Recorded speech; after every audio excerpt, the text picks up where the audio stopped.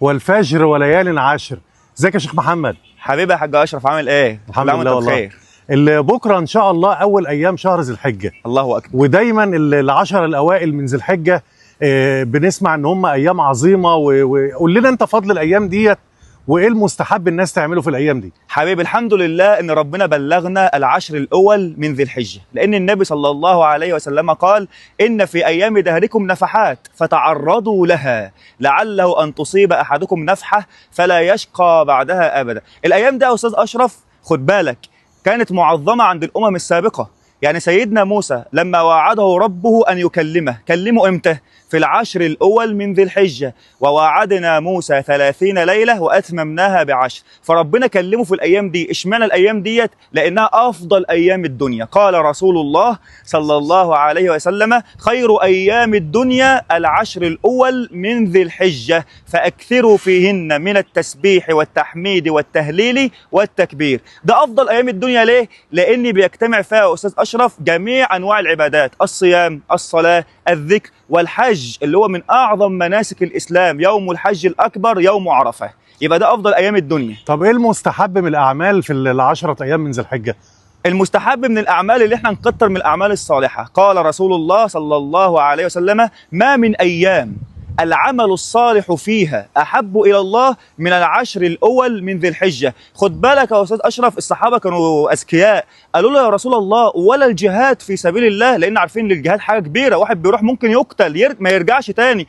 قالوا: ولا الجهاد في سبيل الله إلا رجل خرج بنفسه وماله فلم يرجع بذلك من شيء. يعني واحد راح يجاهد في سبيل الله وقتل. يعني اللي قاعد في التكييف قاعد في المسجد بيقرأ آيتين أفضل عند ربنا من اللي راح يجاهد وانتصر ورجع. انت متخيل؟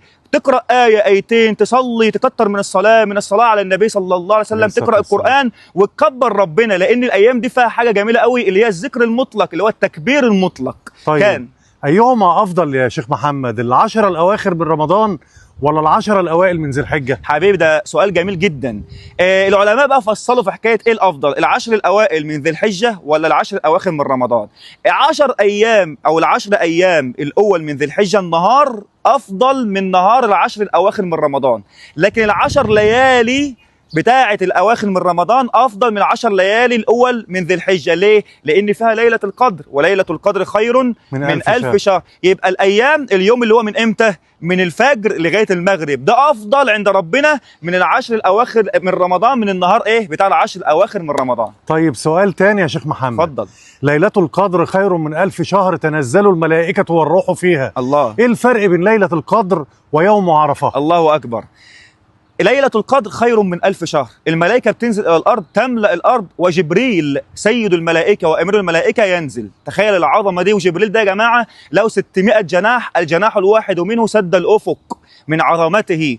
لكن بقى في يوم عرفة الله أكبر، الله يدنو من عباده ويباهي بهم الملائكة: انظروا يا ملائكتي هؤلاء عبادي أتوني شعثا غبرا أشهدكم أني قد غفرت لهم. والله تبارك وتعالى يعتق في يوم عرفة أكثر مما يعتق في رمضان. يعني يعتق الله تبارك وتعالى. عايز أقف عند الحتة دي. عن الله سبحانه وتعالى بيدنو وينزل إلى الأرض بنفسه بجلاله. لا ينزل إلى الأرض، الله تبارك وتعالى يدنو سبحانه وتعالى، يكون قريبا جدا من عباده. يبقى الرحمة بتاعته قريبة جدا من عباده. اللي انت تستشعر أن الله تبارك وتعالى في السماء الدنيا يباهي بك الملائكة يدنو، تستشعر رحمة الله، تستشعر قرب الله تبارك وتعالى.